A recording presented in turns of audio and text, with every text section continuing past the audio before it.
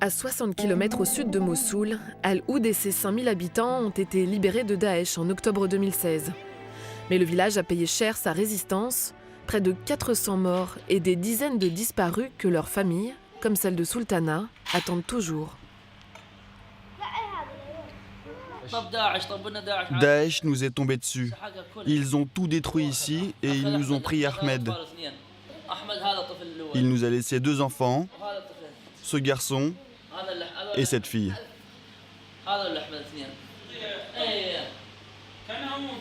Ahmed a été enlevé sous les yeux de sa mère en septembre 2014.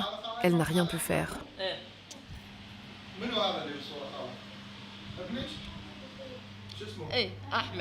C'est mon fils Ahmed. Daesh l'a pris. Ils l'ont embarqué. Et quand je leur ai demandé pourquoi, ils ont dit parce qu'il travaillait avec un général de l'armée irakienne. Depuis, elle l'a cherché partout, jusqu'à Mossoul, alors encore occupée. À la prison de Badouche. Je vous jure que j'y suis allée toute seule pour le chercher, sans aucune aide.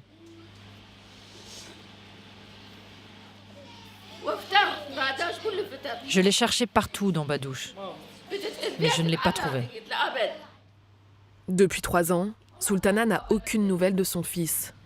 Contre toute probabilité, elle veut croire qu'il est encore vivant. Au revoir. Que Dieu vous protège. Que Dieu te bénisse. Allah est l'un des meilleurs amis d'Ahmed. Cet ancien soldat de l'armée irakienne se bat désormais pour retrouver les disparus d'Al-Oud. La famille ne sait rien des charniers. Jusqu'à maintenant, nous n'avons rien dit ni à la mère, ni à la femme d'Ahmed. Sinon, elle voudrait s'y rendre et c'est dangereux.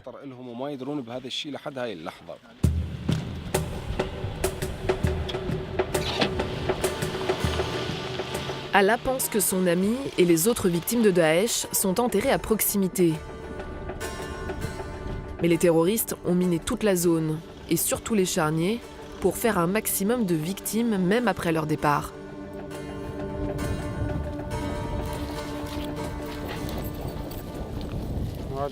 Fais gaffe où tu mets les pieds. Il y a des mines. Ne t'approche pas de ce truc.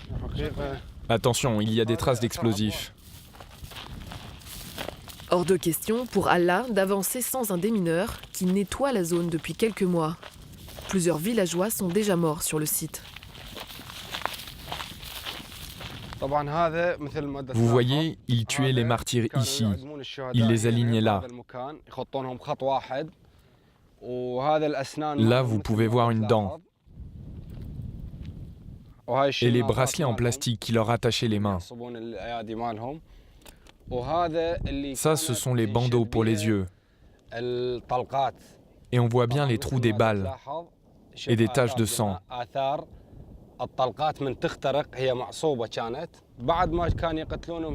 Après les avoir exécutés, ils les jetaient dans le trou ici. Paix à leur âme. Au fond, il y a les crânes et quelques traces de vêtements. C'est très dur. Tuer une âme est une chose insupportable. C'est triste.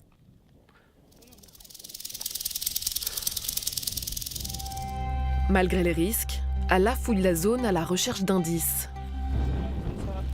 Ce sont des vêtements de femmes yézidis qu'ils ont capturés.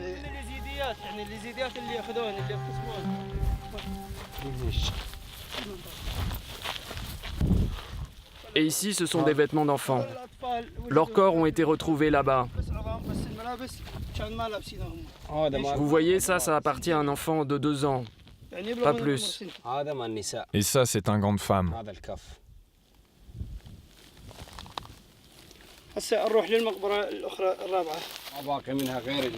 Dans ce village sunnite, qui s'est rebellé plusieurs fois, Daesh a éliminé les opposants et ceux qui tentaient de fuir. C'est l'uniforme d'un militaire.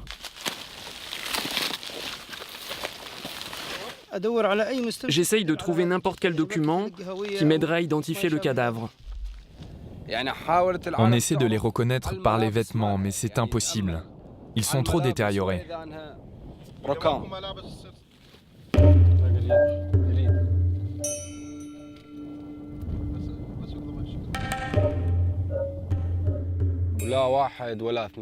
Il ne s'agit pas d'un ou deux cadavres. Il y en a des dizaines. Il y a plusieurs charniers. Et le problème, c'est qu'aucune mission officielle n'a pris l'initiative de venir enquêter pour identifier les cadavres. Des charniers comme celui-ci, il y en a aujourd'hui des centaines en Irak. Des milliers de familles cherchent leurs proches disparus. Mais pour tout le pays, il n'y a qu'une équipe officielle.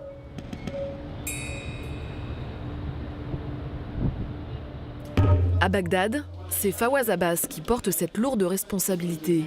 Il est chef de mission pour l'ICMP, la Commission internationale pour les personnes disparues, présente en Irak depuis 2003.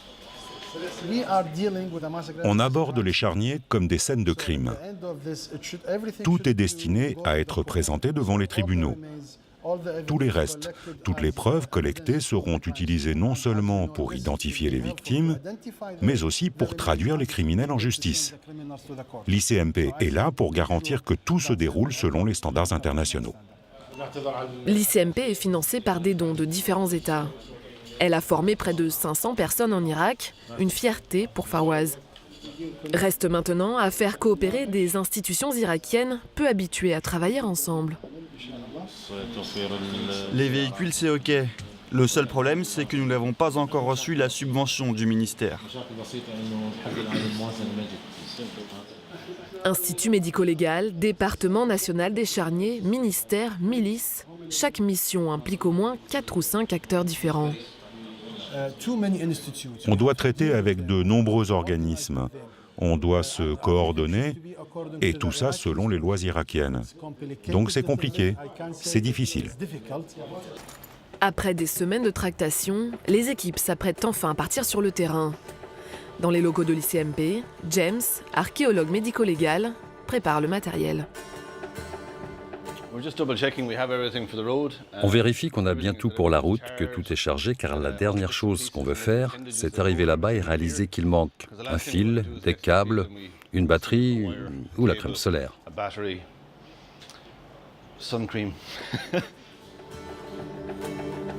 C'est l'effervescence des grands jours.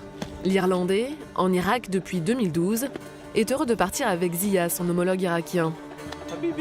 Oh, comment vas-tu, mon cher ? Ça va, ça va.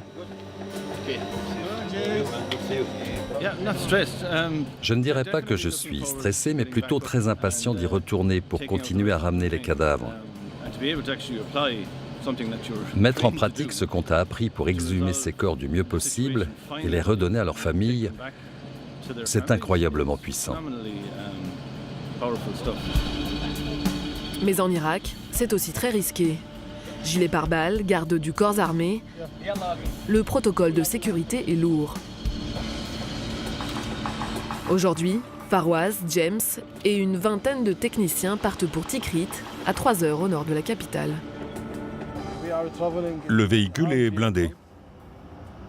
Il y a un bouton rouge ici, en cas d'urgence, relié à l'agence de sécurité et au ministère de l'Intérieur. Peut-être que Daesh veut nous attaquer.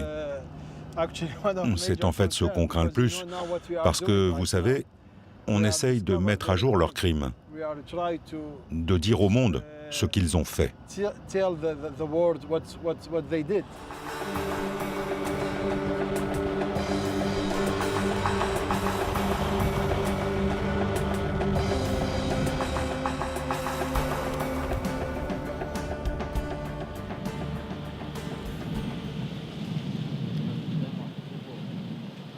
Après un trajet finalement sans encombre et une courte nuit, le convoi pénètre l'enceinte des palais présidentiels de Saddam Hussein, où Daesh avait établi ses quartiers.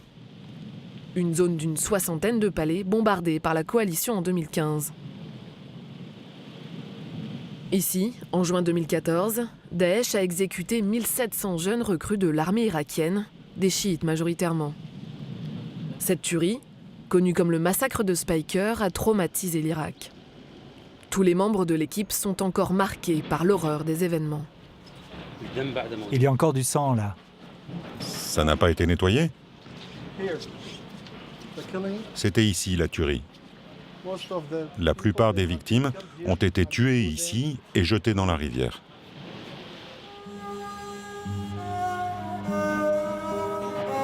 Des milliers d'âmes emportées par la folie terroriste et autant de familles qui comptent aujourd'hui sur Fawaz.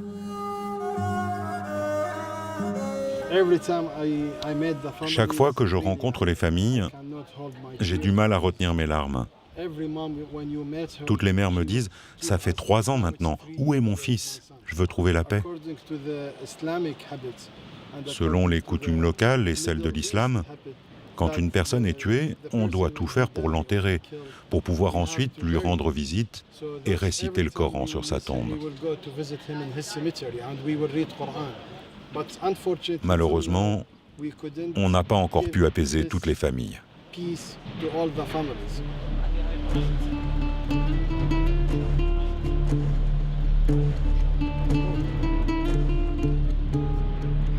En revenant sur ce charnier, qu'ils avaient ouvert quelques semaines plus tôt, ces hommes mesurent le caractère historique de leur mission. On a affaire à une scène de crime ici.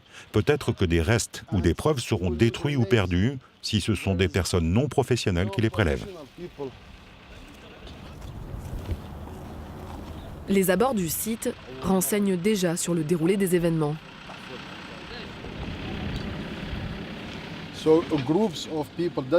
Des dizaines de personnes ont été alignées ici, tuées et poussées dans cette grande fosse-là. C'est sans doute l'un des plus importants charniers de la zone des palais. On pense qu'ils ont utilisé un bulldozer aussi gros que le nôtre. Il y a plus de 3 mètres de profondeur.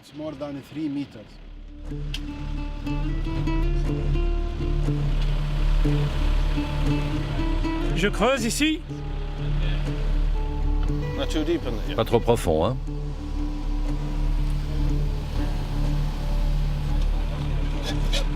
Des ossements apparaissent. Entre archéologie et police scientifique, petit à petit, les mains expertes font parler le sable. Il y en a un avec les mains attachées dans le dos, je pense. Comme ça.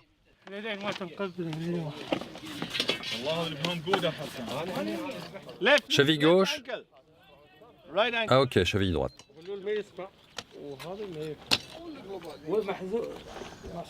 Hanche droite.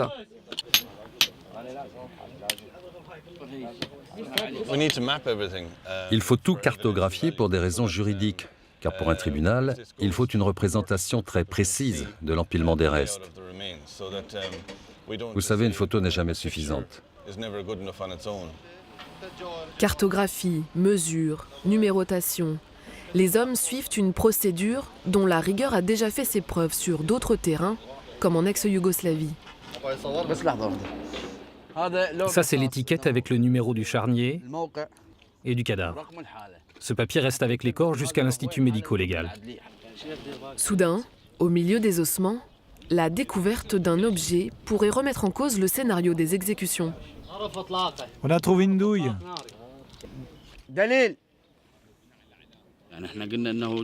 L'hypothèse initiale, c'est qu'ils ont été exécutés là-bas, puis balancés dans la fosse. Mais trouver une douille ici laisse penser qu'ils ont peut-être été tués à l'intérieur du charnier. Pris par l'enquête, les hommes en oublieraient presque l'atrocité des lieux. Pourtant, certaines découvertes représentent un risque pour l'équipe. Vous voyez, c'est encore en cours de décomposition. On est donc exposé non seulement aux odeurs, mais surtout à des maladies qu'on pourrait attraper, comme des allergies ou autres. Mais ça ne nous arrête pas, car on est déterminé à aller jusqu'au bout de ce travail. Mais cette détermination n'est pas sans faille. Vous savez, un jour, Ahmed n'a pas pu supporter ce qu'il voyait. Et il a éclaté en sanglots. Ça se comprend, il est encore très jeune.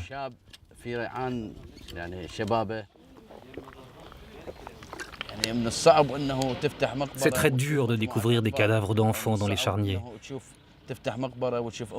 ou ceux des femmes enceintes qui portent encore leur fœtus, ou tomber sur des têtes décapitées, jetées à part. Nous devons être très solides et forts. Et il faut parfois se faire violence pour ne pas craquer. Ces soldats des charniers tentent de supporter l'insupportable. Malgré leurs efforts, la vingtaine d'experts de terrain ne peut répondre aux immenses besoins de l'Irak. Je n'ai jamais vu autant de personnes portées disparues qu'ici, en Irak. Quand je travaillais en Bosnie, c'était quelques dizaines de milliers. Ici, c'est 300 000 à 1 million de disparus. Alors par où tu commences? Il n'y a pas que ceux de Daesh, il y a tous ceux de l'Ancien Régime et d'autres conflits. Ça fait tellement de charniers, l'équipe est si restreinte. Je pense qu'elle fait vraiment l'impossible compte tenu des ressources. Tikrit est le premier des 70 sites identifiés des charniers de Daesh où l'ICMP a pu commencer les exhumations. Avec la volonté de Dieu, nous dédions une prière à la mémoire de nos martyrs et nous leur promettons de ne pas les oublier.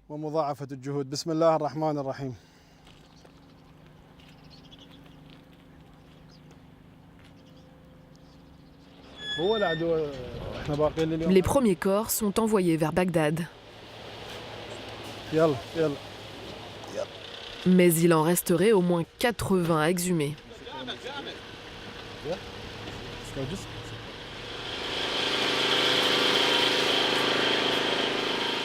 En fin de journée, l'équipe prend donc ses quartiers Par ici, par ici.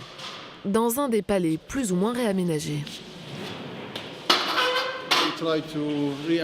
On réinstalle l'électricité, on remet des fenêtres, des portes, parce que tout a été détruit ici. C'est de ce balcon que les criminels de Daesh ont tué le plus grand nombre de victimes. Des soldats, ils les ont balancés dans la rivière. Ce n'est pas bizarre de dormir juste là où le massacre a eu lieu. En fait, je pense que c'est bien psychologiquement, c'est une motivation supplémentaire pour notre travail. Pour l'heure, dans ce lieu marqué par l'histoire, les organismes fatigués ont besoin de se détendre après une journée éprouvante. Tu n'as pas encore dormi depuis que tu es là. Tu devrais te reposer. Un moment pour souder l'équipe aussi. Pendant nos missions, on habite dans le même bâtiment. On partage tous, ça renforce les liens.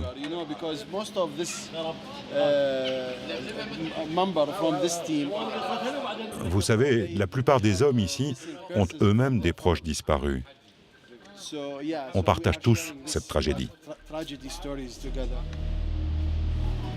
Le groupe restera